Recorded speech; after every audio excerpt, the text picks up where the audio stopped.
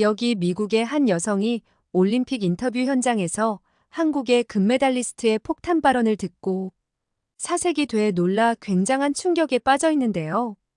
과연 그녀에게는 어떤 사연이 있는지 오늘의 이야기 시작하겠습니다. 안녕하세요. 저는 미국 스포츠 전문지 스포츠 인사이트의 기자 에밀리 톰슨입니다. 27살이고 이번이 제 첫 올림픽 현장 취재예요. 저는 어릴 때부터 운동을 좋아해서 대학에서도 육상부 활동을 했어요. 운동선수의 꿈을 키우다가 부상으로 그만두게 되었죠. 하지만 스포츠에 대한 열정은 여전했고 그 열정을 다른 방식으로 표현하고 싶었어요. 그러다 우연히 스포츠 기사를 쓰게 되었는데 제 글이 많은 사람들의 공감을 얻으면서 스포츠 저널리즘의 매력에 빠지게 됐죠. 특히 스포츠가 국가 간의 관계에 미치는 영향력을 다룬 제 기사가 좋은 반응을 얻으면서 국제 스포츠 이벤트에 더 관심을 갖게 됐어요. 그러다 보니 자연스럽게 한국과 북한의 관계에도 주목하게 된 거죠. 특히 파리 올림픽을 취재하게 되어 정말 설렜죠. 유럽의 심장, 낭만의 도시 파리에서 열리는 올림픽이라니 얼마나 멋질까 기대에 부풀었어요. 특히 이번 올림픽에서 한국과 북한 선수들의 활약상을 직접 볼 수 있다는 생각에 가슴이 뛰었어요. 지난 도쿄올림픽에는 북한이 코로나19를 이유로 불참했기 때문에 8년 만에 북한 선수들의 모습을 볼 수 있다는 점이 정말 기대됐죠. 북한은 늘 베일에 쌓여 있어서 기자들 사이에서는 북한 선수들이 어떤 모습일지, 어떤 기량을 보여줄지 너무나 궁금해하죠. 특히 그동안 세계와 단절된 채 어떻게 훈련해 왔는지, 다른 나라 선수들과 어떻게 교류할지 등 많은 의문이 있었죠. 이번 올림픽이 그 궁금증을 풀 수 있는 좋은 기회가 될 거라 생각했어요. 드디어 개막식이 시작되었고, 저는 제 귀를 의심했어요. 화려한 불꽃과 음악, 열광적인 환호성 속에서 각국 선수단이 입장하고 있었죠. 그런데 갑자기 조선민주주의인민공화국이라는 호명이 들렸어요. 순간 제 머릿속이 하얘졌어요. 분명 지금 입장하는 건 태극기를 든 한국 선수단인데 왜 북한의 공식 명칭을 부르는 걸까요? 저는 즉시 주변 기자들의 반응을 살폈어요. 그들도 저와 같은 표정이었죠. 놀람과 당혹감, 그리고 믿기지 않는다는 표정이 역력했어요. 관중석도 순식간에 술렁이기 시작했고 환호성이 갑자기 멎었어요. 한국 선수단의 표정은 더 충격적이었어요. 기쁨과 자부심으로 가득했던 얼굴이 순식간에 굳어버렸죠. 그들의 눈에서 혼란과 실망 그리고 분노까지 읽을 수 있었어요. 반면 북한 선수단은 어리둥절한 표정이었어요. 그들도 이 상황을 이해하지 못하는 것 같았죠. 저의 예상과는 다르게 프랑스는 크게 잘못을 인지하는 것처럼 보이지 않았어요. 이 중대한 실수에 대해 즉각적인 공식 사과나 해명이 있을 거라 생각했는데 처음에는 그런 반응이 없어서 놀랐죠. IOC 위원장은 신속하게 윤석열 대통령과 통화하며 사과하고 잘못을 인정했어요. 이는 적절한 대응이라고 생각했죠. 하지만 정작 개최국 프랑스의 대통령인 마크롱의 태도는 달랐어요. 그는 이 사건에 대해 침묵하거나 심각성을 인지하지 못하는 듯한 모습을 보였죠. 국제적인 외교 문제로 번질 수 있는 이런 상황에서 개최국 정상의 신속하고 진정성 있는 사과가 필요하다고 생각했는데 말이에요. 저는 마크롱의 이런 태도에 정말 실망했어요. 올림픽 정신과 국제 외교의 중요성을 고려할 때 이는 매우 부적절한 대응이라고 생각됐죠. 이런 태도가 프랑스와 한국 관계뿐만 아니라 올림픽 전체의 이미지에도 부정적인 영향을 미칠 수 있다는 우려가 들었어요. 역시 그 우려는 시작에 불과했죠. 개막식 실수 이후로 파리 올림픽은 문제의 연속이었어요. 먼저 개막식 무대가 큰 논란을 일으켰어요. 에펠탑을 형상화한 구조물이 흉측스럽다는 평가를 받았고 일부 퍼포먼스는 불쾌하다는 반응이 나왔죠. 프랑스의 예술성을 과시하려다 오히려 역효과를 낸 셈이에요. 선수촌 문제도 심각했어요. 에어컨이 제대로 작동하지 않아 선수들이 무더위에 시달렸고 샤워 시설도 불량이었죠. 심지어 일부 숙소에서는 벌레가 나왔다는 제보도 있었어요. 게다가 선수촌 식당의 음식 품질도 형편없었어요. 영양가 없는 메뉴, 부족한 양, 심지어 상한 음식까지 제공되어 선수들의 건강을 위협했죠. 선수들의 컨디션 관리에 큰 차질이 생길 수밖에 없는 상황이었어요. 가장 큰 문제는 세느강의 수질이었어요. 트라이애슬론과 오픈워터 수영 경기가 예정되어 있었는데 수질 검사 결과가 기준치를 넘어섰죠. 결국 일부 경기가 연기되거나 취소되는 사태가 벌어졌어요. 선수들의 안전을 위협하는 심각한 상황이었죠. 교통 문제도 심각했어요. 파리의 교통 인프라가 올림픽 인파를 감당하지 못해 곳곳에서 정체가 발생했죠. 선수들이 경기장에 제때 도착하지 못하는 일까지 벌어졌어요. 관중들의 불만도 높아졌고요. 그리고 가장 충격적인 건 치안 문제였어요. 도둑들이 활개를 치면서 선수와 관광객들이 피해를 입었죠. 심지어 선수촌 내부에서도 도난 사건이 발생했어요. 안전해야 할 올림픽 현장이 범죄의 온상이 된 셈이죠. 그런 문제에도 불구하고 다른 나라 선수들은 불편을 호소하는 반면 한국 선수들은 이 상황을 다 예상했던 것처럼 너무 평화로워 보였죠. 그들은 왜 이렇게 당황하지 않는 것인지 알아보다 보니 정말 놀라운 사실을 알게 됐어요. 한국 선수단은 이미 이런 상황에 대비해 철저히 준비를 해왔더라고요. 그들은 자체적으로 조리사들을 파견해 선수들의 식사를 책임지고 있었어요. 심지어 한국에서 식재료까지 공수해와서 영양가 높은 한식을 제공하고 있었죠. 선수촌 밖에 코리아하우스라는 공간도 마련해 선수들이 쉴 수 있는 안전한 공간을 만들었고요. 에어컨 문제도 예상했는지 휴대용 선풍기와 제습기까지 준비해 왔더라고요. 심지어 매트리스와 베개까지 가져와 선수들의 숙면을 돕고 있었어요. 교통 문제에 대비해 자체 차량도 준비했고 보안 인력도 따로 고용해 선수들의 안전을 책임지고 있었죠. 이런 철저한 준비 덕분에 한국 선수들은 다른 나라 선수들보다 훨씬 좋은 컨디션을 유지할 수 있었어요. 그들의 경기력도 자연스럽게 향상되었고 예상보다 좋은 성적을 거두고 있었죠. 한국을 보니 북한 선수단은 어떤 모습으로 지내고 있을지 궁금해 취재를 했어요. 그들의 상황을 알아보는 것은 쉽지 않았지만 끈질긴 노력 끝에 몇 가지 정보를 얻을 수 있었죠. 북한 선수단은 한국과는 완전히 다른 상황에 처해 있었어요. 그들은 철저히 고립된 채 생활하고 있었고 외부와의 접촉을 최소화하고 있었죠. 음식은 자국에서 가져온 것만을 먹고 있었고 선수촌 내에서도 다른 국가 선수들과 거의 교류하지 않았어요. 하지만 놀랍게도 북한 선수들의 반응은 제가 예상했던 것과는 달랐어요. 그들은 이런 환경에 대해 불평하기는커녕 오히려 편안해하는 듯 했죠.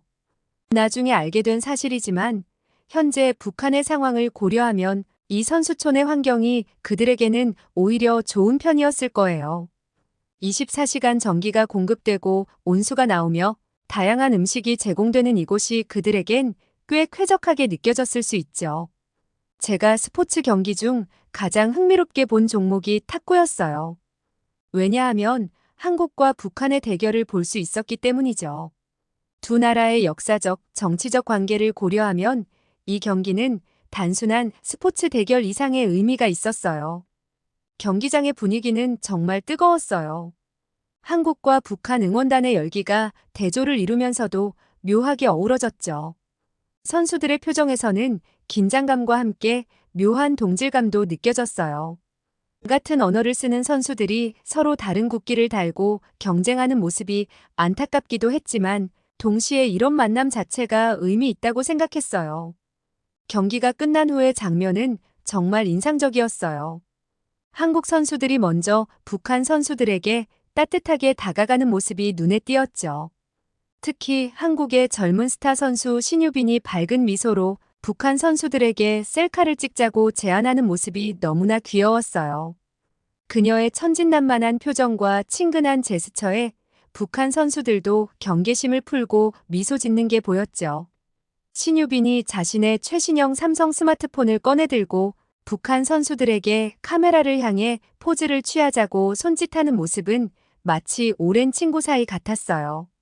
처음에는 어색해하던 북한 선수들도 점점 긴장을 풀고 즐거워하는 게 느껴졌죠. 한국 선수들이 비자를 그리며 포즈를 취하자 북한 선수들도 따라하는 모습이 정말 보기 좋았어요. 이 장면은 순식간에 전 세계인들의 관심을 끌었어요. 소셜미디어에서는 이 사진이 순식간에 퍼져나갔고 많은 사람들이 감동적이라는 반응을 보였죠. 하지만 동시에 걱정도 되더라고요. 북한에서는 삼성 핸드폰을 비롯한 한국 제품을 사용하지 못하게 하는 걸로 알고 있었거든요. 그런데 그것도 한국 선수들과 공개적인 자리에서 셀카를 찍었으니 북한으로 돌아갔을 때 그들이 어떤 상황에 처해질지 우려됐죠. 북한 체제의 엄격함을 고려하면 이런 행동이 처벌의 대상이 될 수도 있다는 생각이 들었어요. 단순한 친선의 제스처가 그들에게 불이익을 줄 수 있다는 사실이 안타까웠죠. 특히 신유빈 선수는 북한 선수에게 보냈던 따뜻함을 이번 중국과의 경기에서도 여실히 보여줬어요. 여자 탁구 단식 준결승전에서 중국의 왕이디에게 패배한 후의 모습이 정말 인상적이었죠. 경기 직후 신유빈은 자신의 실망감을 누르고 오히려 울고 있는 왕이디에게 먼저 다가갔어요.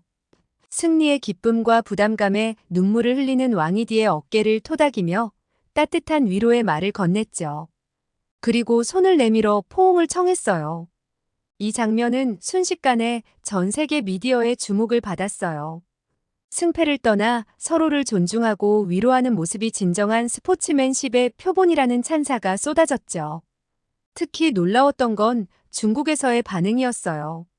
중국 최대 SNS인 웨이보에서 신유빈이 검색어 1위에 올랐을 정도로 그녀의 행동이 큰 화제가 됐어요. 중국 네티즌들은 신유빈의 인성에 감동받았다. 진정한 챔피언의 모습이라며 그녀를 크게 칭찬했죠. 신유빈의 이런 모습은 나이를 뛰어넘는 성숙함과 인성을 보여줬어요. 20살의 어린 나이임에도 불구하고 그녀가 보여준 스포츠맨십과 배려는 베테랑 선수 못지않았죠. 한국 선수들은 경기 때마다 전 세계적으로 굉장한 이슈를 만들어내더라고요. 일론 머스크까지 밤잠 못 자도록 설레게 했던 그녀의 모습을 보고 저도 정말 놀랐어요. 바로 사격 선수 김혜지의 이야기예요. 김혜지 선수가 25m 권총 결승전에서 보여준 모습은 그야말로 전설적이었죠. 검은 모자를 거꾸로 쓰고 선글라스를 끼고 나타난 그녀의 모습은 마치 영화 속 주인공 같았어요. 그리고 그녀의 집중력과 정확도는 믿기 힘들 정도였죠. 특히 마지막 샷을 쏘고 태극기를 꽂은 채 아무 말 없이 떠나는 모습은 정말 압도적이었어요. 그 장면이 소셜미디어에서 폭발적인 반응을 얻었고 심지어 일론 머스크도 자신의 SNS에 그 영상을 공유하며 액션 영화 캐스팅돼야 해. 연기는 필요 없어. 이라고 언급했죠. 웬만하면 미국 사람들이 다른 나라의 반응을 안 하는데 김혜지 선수에게는 달랐어요. 김혜지 선수의 이 모습은 단순한 스포츠 장면을 넘어서 하나의 문화 현상이 되었고 전 세계 팬들이 그녀의 스타일을 따라하기 시작했고 심지어 할리우드에서 그녀의 이야기를 영화화하고 싶다는 제안까지 들어왔다고 해요. 제가 봐도 그녀의 모습은 마치 영화 속 킬러처럼 멋지더라고요. 배우들이 아무리 연기를 하더라도 그렇게 멋지게 연출할 수는 없을 것 같았죠. 지금 프랑스는 한국이 없었으면 어쩔 뻔했나 싶게 한국 때문에 파리올림픽이 한국으로 물들고 있어요. 바로 코리아하우스 때문이에요. 파리 시내 중심가에 위치한 코리아하우스는 올림픽 기간 동안 단연 최고의 핫스팟이 되었어요. 3층 건물 전체를 사용하는 이 공간은 한국의 문화와 기술, 음식을 한 번에 체험할 수 있는 곳이죠. 매일 수천 명의 방문객들이 줄을 서서 기다리는 모습은 이제 파리의 일상이 되었어요. 아침 일찍부터 밤늦게까지 코리아하우스 앞은 인산인해를 이루고 있죠. 저도 취재를 핑계 삼아 매일 이곳을 찾고 있어요. 솔직히 말하면 이곳의 매력에 푹 빠져버렸거든요. 줄을 서서 기다리는 동안 전 세계 각국의 사람들과 대화를 나누는 것도 정말 즐거워요. 어제는 브라질에서 온 관광객과 한국 음식에 대해 이야기를 나눴고 오늘은 독일 기자와 K-팝의 매력에 대해 토론했죠. 이런 경험을 통해 한국 문화가 얼마나 세계적으로 사랑받고 있는지 실감하게 돼요. 그런데 가장 흥미로웠던 건 북한 선수단의 반응이었어요. 어느 날 저녁 북한 선수 몇 명이 코리아 하우스 앞을 지나가는 걸 목격했어요. 그들의 눈빛에서 놀람과 호기심 그리고 약간의 부러움을 읽을 수 있었죠. 특히 1층에서 흘러나오는 음식 냄새에 그들의 발걸음이 잠시 멈추는 걸 봤어요. 한북한 선수는 동료에게 뭔가 속삭이더니 잠시 망설이다가 발길을 돌렸어요. 그들의 표정에서 저게 정말 우리나라의 모습일까? 하는 의문과 함께 언젠가는 우리도 저렇게 될 수 있을까? 하는 희망이 교차하는 듯 했어요. 요즘 MZ 북한 세대들은 한국의 드라마와 음악을 장마당에서 들여와 접한다고 들었는데 그들도 한국의 모습을 미디어로 접해봤는지 정말 궁금했어요. 북한 선수들의 반응을 보면서 이런 생각이 더욱 강하게 들었죠. 북한에서 한국 드라마를 보면 그 즉시 사형에 처한다는 이야기가 있더라고요. 처음 들었을 때는 정말 충격적이었어요. 하지만 저널리스트로서 이런 정보의 진실성을 확인하는 것이 중요하다고 생각했죠. 실제로 조사해보니 최근에 북한 중학생 30명이 탈북자들이 보낸 풍선에서 USB를 주워 한국 드라마를 시청하다 적발돼 모두 공개 총살당했다고 하더라고요. 북한 청소년들의 인권과 현실이 어떤지 보여주는 참담한 뉴스였어요. 그럼에도 불구하고 많은 북한 주민들, 특히 젊은 층을 중심으로 비밀리에 한국 드라마나 K-팝을 즐기고 있다고 해요. 이는 정보의 유통을 완전히 막는 것이 현실적으로 어렵다는 것을 보여주죠. 이런 상황을 알게 되니 북한 선수들이 코리아 하우스를 바라보는 모습이 더욱 의미 있게 다가왔어요. 그들의 호기심 어린 눈빛 뒤에 숨겨진 복잡한 감정들을 이해할 수 있을 것 같았죠.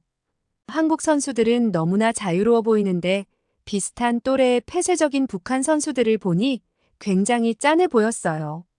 한국에서는 젊은 선수들의 활약이 대단한데 특히 양궁은 전 세계 누구도 따라갈 수 없는 독보적인 종목인 것 같아요. 한국 양궁의 성공 비결을 알아보니 정말 놀라웠어요. 현대자동차의 지속적인 지원과 함께 극도로 공정하고 치열한 선발 과정이 있더라고요. 심지어 올림픽보다 한국 국가대표 선발전이 더 어렵다는 말이 있을 정도예요. 이런 시스템 덕분에 항상 최고의 기량을 가진 선수들이 올림픽에 나갈 수 있는 거죠. 그런데 이번 올림픽에서 가장 큰 화제가 된 건 단연 배드민턴이었어요. 안세영 선수가 29년 만에 금메달을 따냈거든요. 그녀의 경기를 보면서 정말 숨막히는 순간들이 많았어요.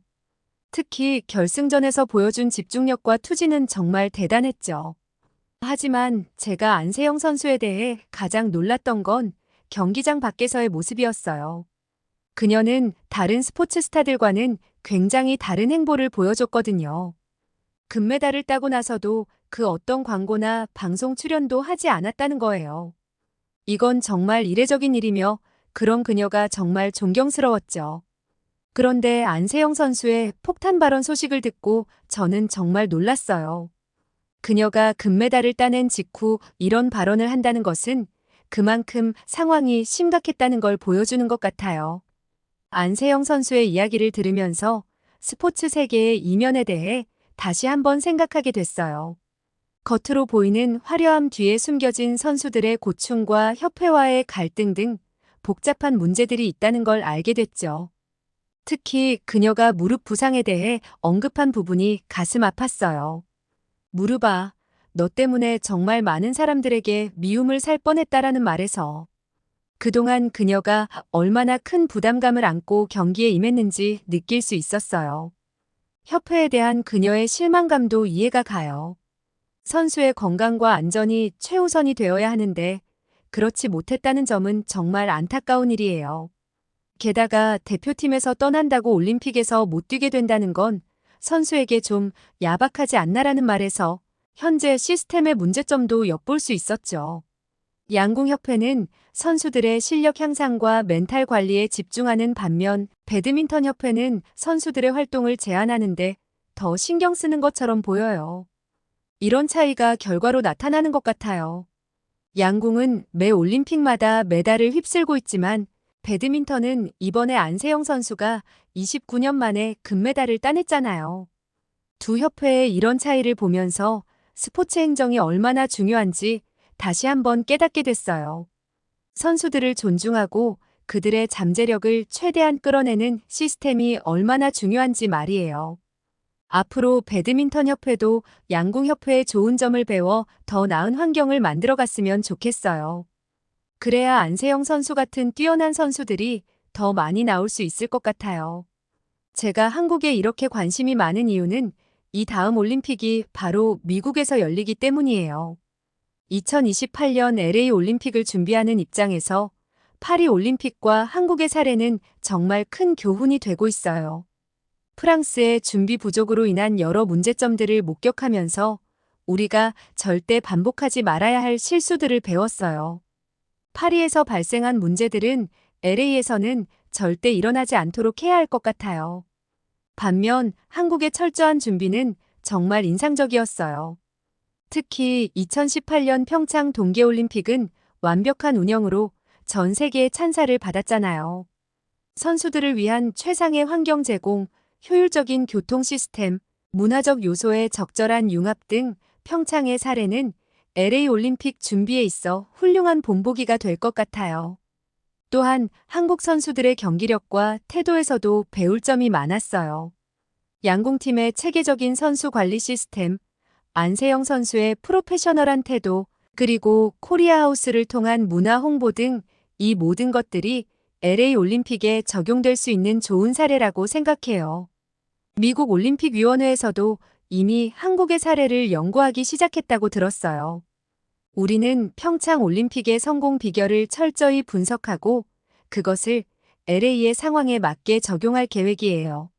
물론 미국의 문화와 환경에 맞는 변화도 필요하겠지만 기본적인 운영 철학과 시스템은 한국의 모델을 많이 참고할 것 같아요. 이번 파리 올림픽 취재를 통해 올림픽 성공의 핵심은 철저한 준비와 선수 중심의 운영이라는 것을 깨달았어요. LA 올림픽이 이러한 교훈을 잘 살려 역대 최고의 올림픽으로 기억될 수 있기를 희망합니다. 한국의 경험과 노하우가 LA 올림픽의 성공에 큰 도움이 될 거라 확신합니다. 오늘은 미국 기자가 전해주는 프랑스 올림픽 소식을 들어보았는데요. 외국에서도 우리나라 선수들이 주목받고 있는 모습을 보니 굉장히 뿌듯하네요. 오늘의 사연이 마음에 들었다면 구독과 좋아요 눌러주세요.